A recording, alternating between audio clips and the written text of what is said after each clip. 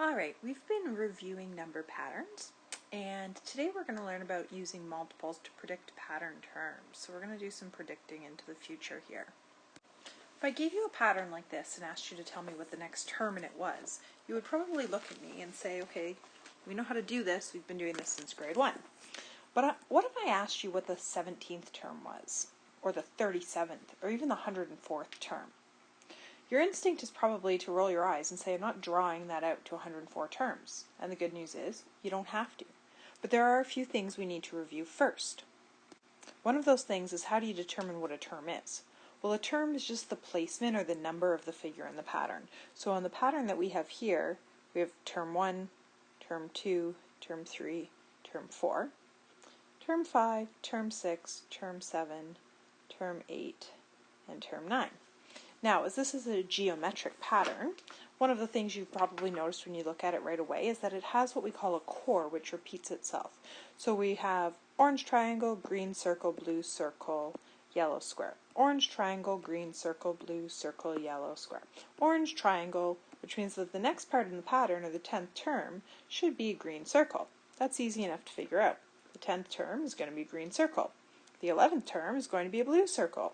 The 12th term is going to be a yellow square, the 13th term, and so on and so forth. But like I said, if I ask you to find the 104th one, it's going to take you a long time to count that out. The part of a geometric pattern that repeats itself is what we call the core. So in this case, we have a core of orange triangle, green circle, blue circle, yellow square. That's the core. That's the part that repeats itself. It's the core. Now, because I'm asking you to extend your learning beyond just telling me what the 10th or 11th term is, we're also going to, as I mentioned before, work in concepts of multiples. If you remember, multiples are basically like skip counting by a number. So if I was asking you for multiples of 2, the multiples would be 2, 4, 6, 8, 10, etc., etc., etc. If I was asking you for multiples of 3, they'd be 3, 6, 9, 12, and so on. So how do multiples relate to a pattern like this?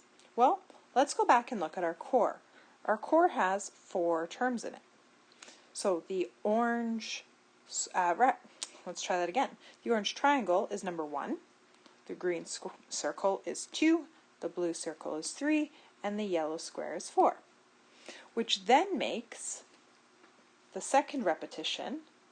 We have the orange triangle is 5, the green circle is 6, the blue circle is 7, and the yellow square is 8.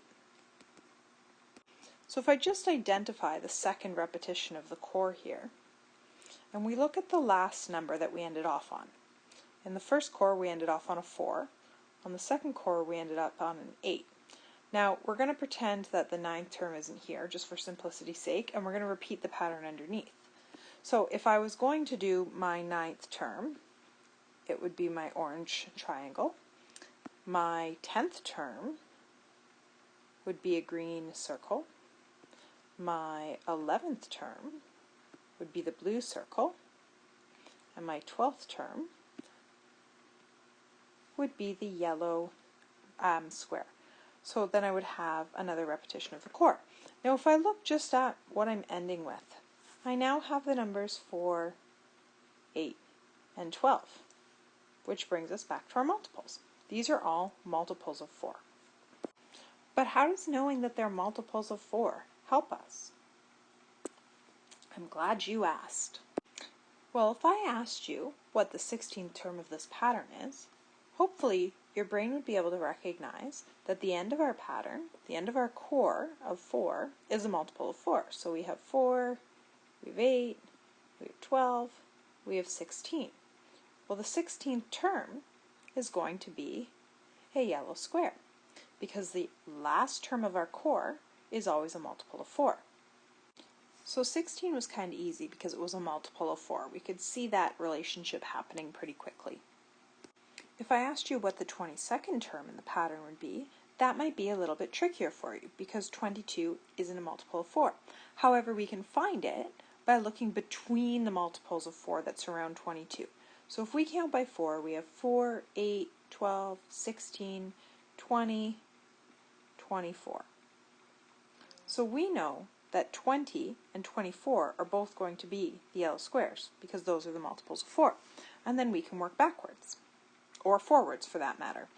If this is going to be 20 because it's a yellow square, then shape 21 is going to be the orange triangle, and shape 22 is going to be the green circle. Or we could go to this shape, which would be 24, term 24, and work backwards, as in this is 23 and this is 22. Either way, we find out that the 22nd term of our pattern is going to be the green circle. Let's try another one. Alright, let's start here. What's the 41st term? Well, 41 isn't a multiple of 4. And if we're not sure, we can always double check it by using our divisibility rules, which means that we take 41 and we divide it by 4. If it gives us a whole number, then it is a factor. If it gives us a number with a decimal, like this one would, this would give us 10.25, then it's not a factor. Or sorry, it's not a multiple. And if the 41st term is not a multiple of 4, then that means it's not going to be a yellow square. But we can use what we know about our yellow squares and about multiples to figure out where we're at. So what's the closest multiple of 4 to 40? Well, you can use your multiplication table if you need to and roll down till you get there. Or a good place to always start is like 2s, 5s, 10s, and hundreds as we get into really big numbers. But if you multiply 4 times 10, you're going to get 40, which means that 40 is going to be a yellow square. So we want 41. That means we need to go 1 over from 41, which means that our 41st term is actually going to be an orange triangle. Let's do the next one, the 99th term. So again, we can check to see whether or not 99 is a multiple by using our divisibility rule. Is 99 divided by 4 give us a whole number? But of course it does not. It gives us a decimal number, and so we have to find the nearest multiple of 4. This number is getting even bigger. Like I said, try 2s, 5s, 10s, 50s, 100s. Okay, 50 is really far away, but 100 is close, so try 100. If you check using your rules of divisibility, and you check 100 divided by 4, you're going to get to 25. Which means that your 100th term is going to be a yellow square, because 100 is divisible by 4 without leaving any leftovers, or a decimal number. So if we know that a yellow square is going to be the 100th term, and what we're looking for here is actually the 99th term, then we're going to go back 1 from our 100th square, and we're going to find that the 99th term is a blue circle. Alright, I want you to take a minute to try to solve these two problems in your notes. Once you've attempted to solve them, you can watch the rest of the video. So pause it now, try to find the 36th term in the pattern and the 86th term in the pattern using your divisibility rules or your multiplication chart, and remembering that every time it's a multiple of 4, you're going to be at a yellow square.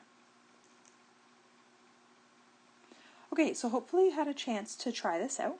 The very first thing you should do is to check whether or not your number is a multiple of 4. So if we divide 36 by 4, then we get an answer of 9, which means that 36 is a multiple of 4, so the 36th term is actually going to be our yellow square, because it's a multiple of 4.